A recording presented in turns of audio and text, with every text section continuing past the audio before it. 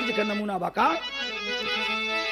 कि बुलबुल देहिया देखाव तार,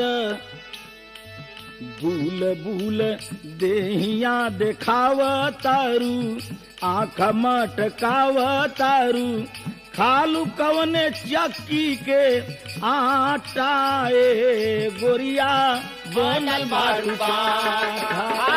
खालू कवने चक्की के आटा ए गोरिया बनल बारू बाखा। खालू कवने चक्की के आटा ए गोरिया बनल बारू बाखा। लेकिन यहाँ कवि भाव लिखले बाटन कि जिंदगी में सब दिन खियाल करिह,